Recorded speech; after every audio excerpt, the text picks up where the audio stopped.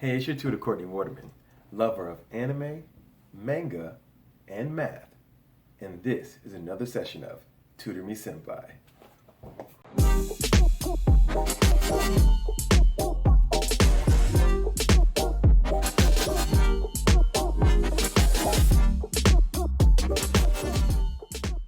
Welcome back, everyone. I'm Courtney, and this is another session of Tutor Me Senpai. Today we're going to be jumping into a 12th grade topic, finding derivatives using the product rule. Now, if you've seen my last video on the power rule, it's a little bit different, but you will see how you can use them both hand in hand to get your final result. If you haven't seen my previous video on finding derivatives using the power rule, I recommend you pause this now because this is going to be very helpful to know before we jump into our question for today. Also, as a reminder, if you have any of your own questions while we're going through today's question, feel free to put them in the comment box below. Or if you have questions about your own homework, feel free to visit me on Facebook at Tutor Me Senpai. If you find this video helpful, remember to leave a like. It really helps the channel. Also, hit the notification bell and the subscribe button so you know exactly when I drop my next videos. Well, without further ado, let's jump into our question for today. So our question for today tells us we have a function f of x equaling 4x cubed times cosine of x. So you see this is very different from what we tackled in the power rule video. This looks very similar, but this, on the other hand, looks very different.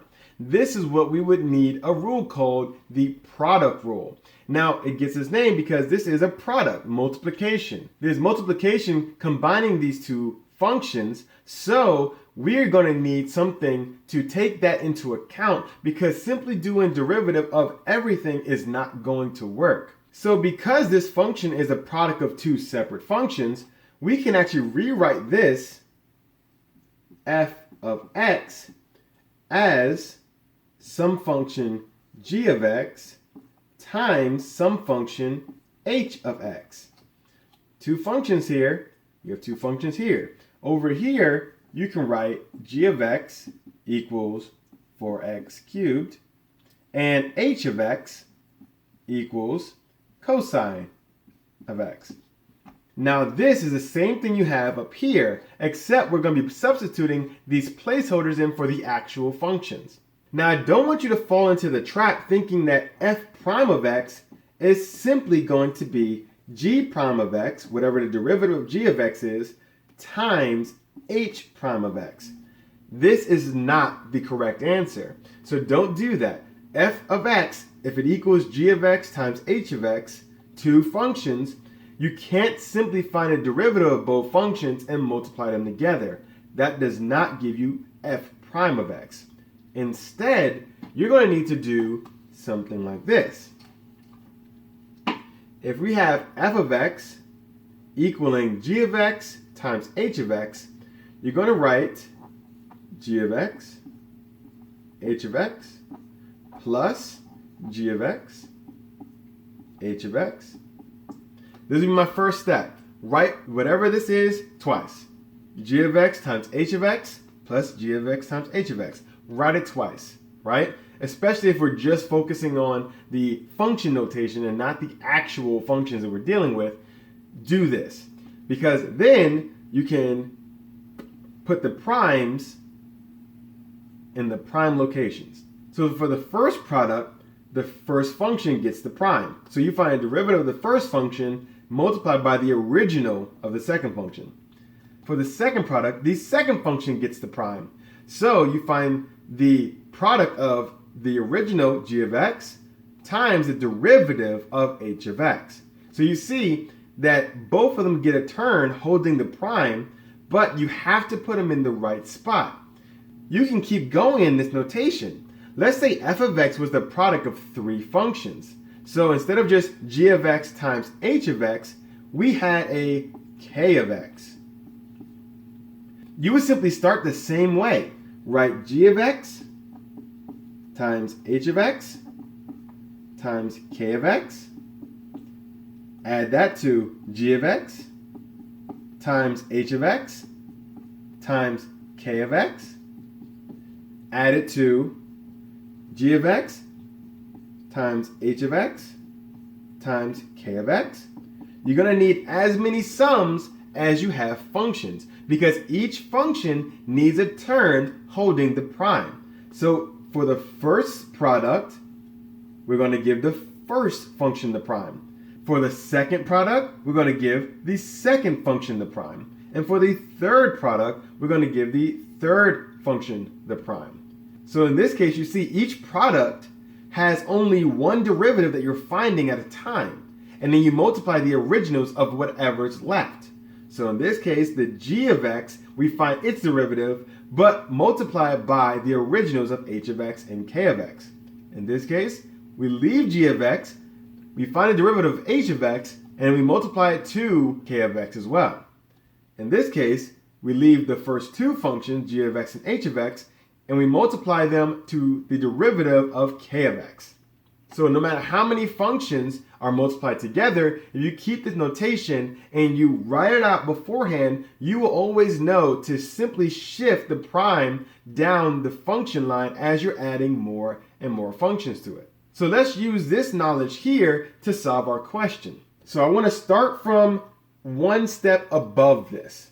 So before we actually worry about the actual numbers, let's set it up in the most general sense we can. F of x equals g of x times h of x. And we already said our g of x is 4x cubed, our h of x is cosine of x. I recommend write out not only g of x and h of x, but their derivatives. If you can find that out first, this will simply be a plug, chug, and simplify. So g of x, if we find a derivative of this, we're going to use the power rule for that, and we're going to get 12x squared. If you're confused how I got that, once again, I recommend you check out my video on how to find derivatives using the power rule. H prime of x is simply the derivative of cosine, which is going to be negative sine of x. So now that we know our g of x, our h of x, our g prime of x, and our h prime of x, let's continue with this notation. So f of x equals g of x times h of x. Well, we want to find f prime of x. And remember, we're going to have as many products as we have functions.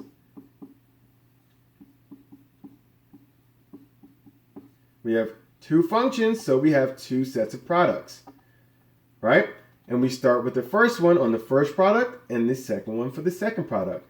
So now f prime of x equals g prime of x times h of x plus g of x times h prime of x. And we already know what that is because we already found that first. So we can write this like g prime of x, plug it in, 12x squared times h of x, well, we know what that is, cosine of x, plus, and here's what I recommend, because you see we're going to be introducing a negative, let's put some parentheses here. So g of x, which is 4x cubed, times a negative sine of x. So I'm putting another set of parentheses here. Okay? So sorry this got really close, but try to stay with me over here, okay? So now we're going to worry about simplifying this just a tad bit more. So shift this over. So you have 12x squared cosine x plus, and if we simplify this a little more, it's simply just dropping some parentheses and moving the negative over. So we're going to end up with negative 4x cubed sine x. So we have 12x squared plus cosine x plus a negative 4x cubed sine x. So now, because we're adding something that's negative, we're going to rewrite this as 12x squared cosine x minus 4x cubed sine x. Simply distribute this positive to the only thing in the parentheses, and it becomes a negative because it's a negative inside the parentheses. So our final look before we truly simplify this will be 12x squared times cosine x minus 4x cubed times sine x. Now, what do these have in common? We want to factor out whatever we can to simplify this just a little bit more. Well, 12x squared and a 4x cubed have a 4x squared in common, so we're going to factor that out. When you factor out a 4x squared from this first part, you get a 3 cosine x left over. When you factor out a 4x squared from the second part, you get a negative x sine x left over. So, looking at this, there's nothing else we can do. We simplify this as much as we can. We factor out what was common, which was the 4x squared, and what we have left over is this 3 cosine x minus x sine x. This is our final answer. The derivative of 4x cubed times cosine of x is going to be 4x squared times 3 cosine x minus x sine x. So that concludes another session of Tutor Me Senpai. Today we dove into our 12th grade topic, finding derivatives using the product rule. Now, if you were confused at any point, please don't worry. Take your time. I recommend watching it again. There was a lot of steps. And if you haven't seen my first video on the power rule, that might be a good place to start. If you had any questions about what you saw today, please feel free to put them in the comment box below. If you have any question about your own homework you would like to see on this channel, visit me on Facebook at Tutor Me Senpai. If you found today's video helpful, please leave a like. It really helps the channel once again. And don't forget to hit that notification bell and the subscribe button so you know exactly when I drop my next videos.